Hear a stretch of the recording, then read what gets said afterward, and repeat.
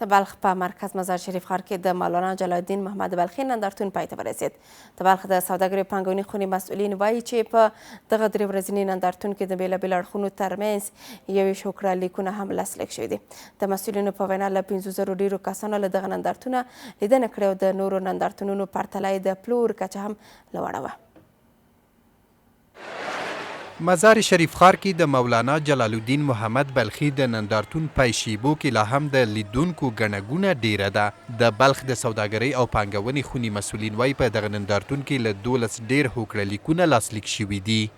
در مدت 3 روز بازدیدکننده‌های نمایشگاه بیشتر از 5000 نفر بودند و ارقام فروش هم نظر به نمایشگاه قبلی قسم غرفه‌داران گفتن خیلی بالاتر بود و در جریان همین نمایشگاه که امروز روز آخری بود تقریبا 12 تا فاهمنامه و دید و بازدید به اصطلاح بی تو بی رو داشتن. دغه نندارتون کې ډیری غرفې د متشبثو میرمنو لپاره ځانګړې شوې وي او دوی د نویو مشتریانو وړاندیزونو ترلاسه کولو او جذب څخه خوښي ښایي. 1-2 قرارداد گرفتیم که یعنی از چیز خوراکی ما موردوزی ما یعنی خوب بود دیگه. زیاد خوش هستیم از این برنامه‌ای که نمایشگاه برای خانم‌ها گرفتن. ما تقریبا 200 نزدیک به 200 مرتبان به فروش رساندیم و در کنار از این ما مشتریای بیشتر جذب کردیم که دیل داشتیم با تاجرها بیشتر آشنا شدیم و در کنار از این قراردادهای با تاجرای بزرگ داشتیم. له دې سره هم مهاله یو شمېر شرکتونو د لیدونکو هڅونې او مشتریانو جذب په موخه د کور لوازم، موټر سایکل او حتی موټر په جایزو کې ورکول. به خاطر دلگرمی مشتریای عزیز خود و تعداد 3 اراده موتر مدل جدید همراه 4 اراده موتورسیکل و مشتریای خود که آمدن به نمایشگاه و بلندترین لیستی که از ما لیست گرفتن خریداری کردن توضیح کردیم. ما خوشبختانه در طی این 3 روز برای تمام فامیل های محترمی که از محصولات دنیا خرید میکردن یک برنامه مد نظر گرفته بودیم که برای از اونها امروز ما به تعداد 50 خوشان جوایز نفیس رو برای از اونها ما اهدا کردیم. دغه 3 ورځنی نندارتون چې په 130 غرفو کې جوړ شوی وو پنجشنبه ماښام پای ته ورسید. د بلخ د سوداګرۍ او پانګونې خونې د مسؤلینو په خبره له 500 ډیرو لیدونکو له دغه نندارتون لیدنه کړې او د تیر په پرتله د پلور کچه لوړه شوې ده.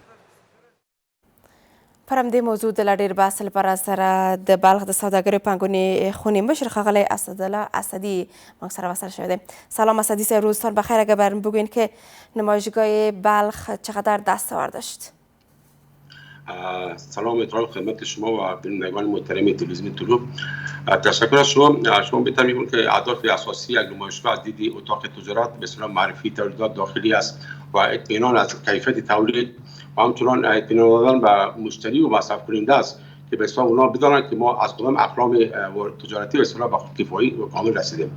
و ضمن در تجارت می‌فهمیم رقابت هم یک اصل است و این بر مبنای کیفیت میتونه باشه و در اینجا هم کسایی تولیدات خود به نمایش گذاشتن و میتونه که به اصطلاح برخی از اینها بدل واردات خارجی شود، چون برای کسایی که مصرف کننده است یا مشتریان موضوع بحث بسته‌بندی کیفیت و هم بسیار خیلی اثرگذار است. وقتی که تولیدات وطنی دیدن مصمم بشن که دیگه از بیرون وارد نکنن و موضوع دیگه حمایت دولت هم خیلی مهم است که بعدا به میپردازیم.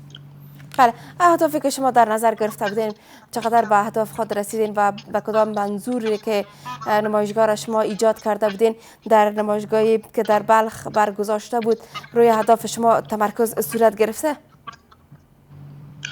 تشکر. بخشای مهمی که به اصطلاح اتاق تجارت به معلومات نیاز داره نظرات غرفه‌دارا است که کسایی که از اشتراک کردن ما نظرات از آنها جمع‌آوری کردیم و ضمن از مشتریان از تمام بخش‌های سکتور کوچک و بزرگ و اونا می‌فهمند که نمایشگاه را به اصطلاح پیشنهادشان هم است که و نظر به نتیجه که بعدش آوردن ایجاد در نمایشگاه بخش کنسولیا و مسئولین سکتور اقتصادی هم از کشورهای خارج اشتراک کرده بودن و موارد جلب توجه از اونها خیلی خوشایند برای مشتری‌ها برای فروش اونها خصوصا قسم اوناست که چیزای صنایع دستی خود به فروش میرساندن و اینا به این نتیجه رسیدن که بهتر است که نمایشگاه مشترک باشد در داخل کشور با خارجا و یا که در بیرون از کشور برگزار شود و این موضوع است که وزیر صاحب تجارت یگانه نهادی که اصلاح پالیسی سازی برای تاجران پالیسی میسازن اونا مصمم هستند که در بیرون نتیجه مطلوب داره و اونا شاهدی نمایشگاهی که در ترکمنستان صورت گرفته بود خیلی تفاهم‌نامه بین تاجرای هر دو طرف به ملاحظه رسید،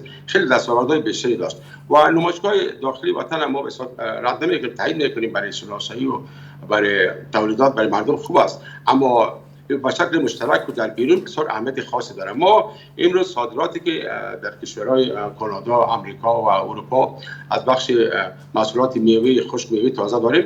اونمو دستاورد نمایشگاهی که در دبی بود همو هستن که به اصطلاح به جهان معرفی کرد که ما چیزا را داریم و ارگانیک هستن، لحاظ لذت و گپاش خیلی با کیفیت هستن. بله، از اشتراک کنندگان خارجی هم صحبت داشتین.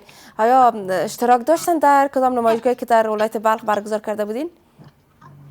بیشتر گفتم کنسولگری بود و طبعا مستشار اقتصادی هر کنسولگری می داشته باشه که پیرامون موضوع خیلی معلوماتی کافی دارن و ملاحظات خود اصلاح با دیگران شریک می‌سازن.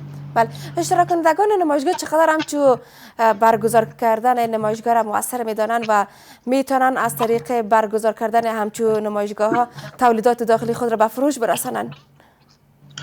خب اینجا مختلف است. مثلا در بخش صنایع خودروسازی، بخش خانمان دستوزی و لباسات شاید برای از اونها همین موضوع تا حدی قانع کننده باشه که مردم رو مراجعه میکنن و با شوق و ذوق بخرن. این در به اصطلاح به شکل سنتی که دیگه بخش ما غرفه‌ها را پرکاری بکنیم و فروش شود، این درست نیست. این بحث اساسی در اتاق تجارت ما بیشتر به نتایج میپردازیم. نتایج از اون چه قسم است که در بخش صنایع کوچک گفتم وقتی مشتری تو جمعیت کسی خالی نمیره، اول اطرافا از نوع چیز خریداری میکنه و تقریبا بر از نوع همین نظر نوعیشون است. اما در بخش سکتورهای بزرگ این بساینده نیست. اونا میگن این باید اول به تمام جهان معرفی شود، در بیرون باشه و ضمن در بعضی اقلامی که گویا ما به خودکفایی رسیدیم که گاهی میگن 70 قلم از زیادتر، این موضوع معلومات و ریسرچ و مربوط دولت بشه که تا ولی ما یک سند کتبی ندیدیم چاپ شده که این اقلام ما چند درصد با خودکفایی هستیم و کدام اقلام نیمه با خودکفایی هستیم.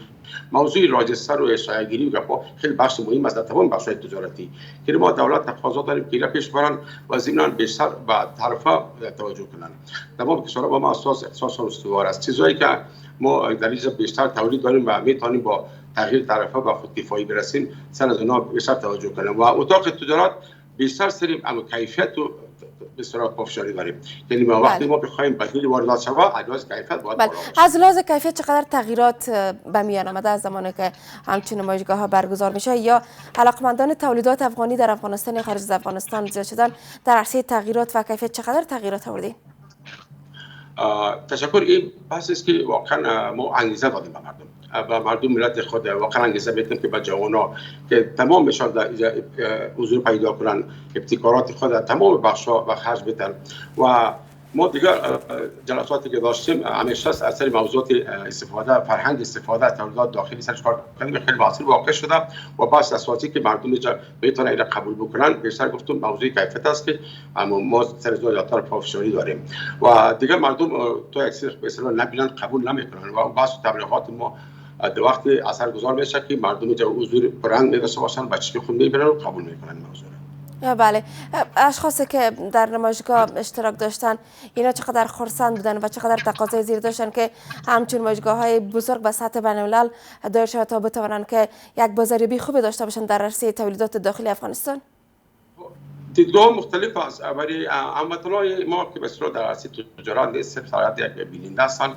وقتی اونا از تکنولوژی‌های نو با خبر بشن و چیزا ببینن که کدام تولیدات در داخل وطن صورت میگیره و کدام تکنولوژی‌های نو در وطن آمده، این یا به دلچسب بشن. ما از اون نمایشگاه تا هر نمایشگاه بعدی به فاصله از این ما شاهد تحولات میباشیم، خصوصا در رابطه با تکنولوژی‌های نو و همه چیزای بسته‌بندی. ببینید همه تفاهم‌نامه‌ای که تقریبا در حدود 12 تفاهم‌نامه‌ای که در روز سوم بین از ما صورت گرفت، اکثرا به شکل زنجیره‌ای بود که یک تولید کننده به حساب موادش نیازمندی تولید دیگر بود، خصوصا در بخش بسته‌بندی و کارتن‌سازی که برخی از تولید کنندگان را از خارج می‌آوردن و در این نمایشگاه اینا مساهم شدن که در اینجا میسا ساخته میشه و به ارتباط تفاهم‌نامه امضا کردن برای خودشان. بله، قبلا شما ذکر کردیم که متشبثین یا اشخاص یا افرادی که اونا داد سطوح بزرگی را میکنن به سکتورهای بزرگ دارن از دایر کردن همچین نمایشگاه‌ها شاید خرسند نبوده باشن.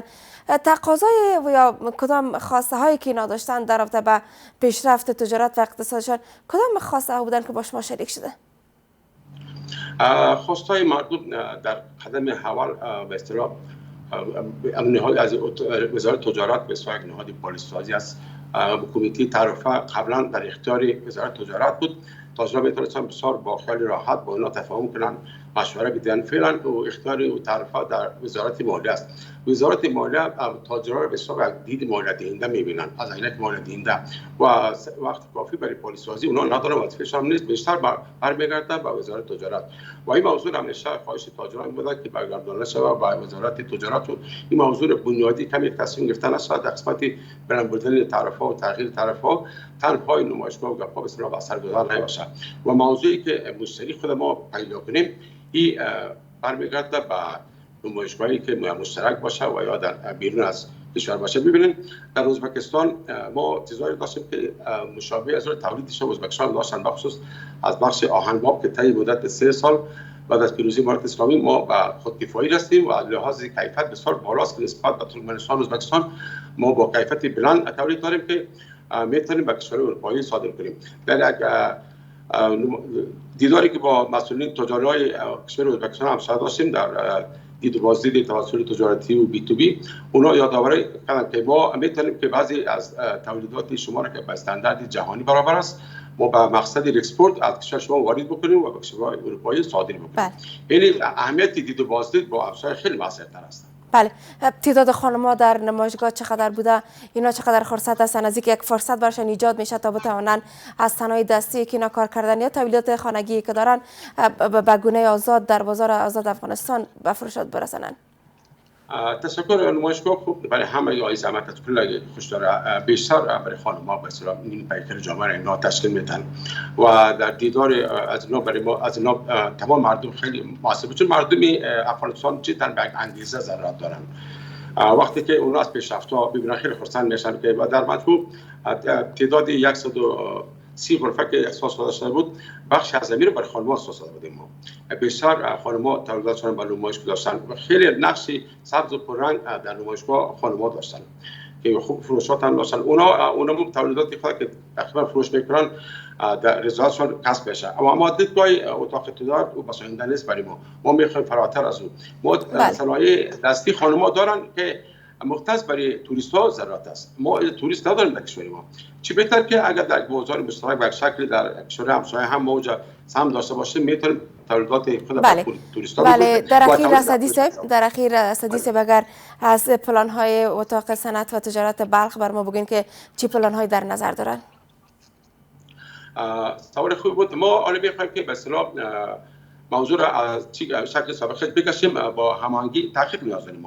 ما با مسئولین زیادتر که به اصطلاح فارغ میشن اینا در مسائل فراغتشون تحقیق و مونوگراف اینا بیشتر در مواردی بود که قدر نیازی جدی نیست. ما تفاهم نامه اخیراً با پانزه اقتصادی پانتون بلخ امضا کردیم و ما که اهداف خود بیان کردیم خیلی مورد علاقه و دلچسبی قرار گرفتیم. مثلا اونا در بخش مونوگراف سری مسائل تحقیق میکنن که نیازی جدی ما نیست. ما با اونا گفتیم در بخش صادرات، در بخش تولیدات و چیزایی که اونا تواناییش دارن و این مواردی است برای ما ضرورت است. دیگر بخشی که متوجه باشید ما خیلی سالانه فراغت میتیم در هم بخش همونا سطح استخدام فور پایین است.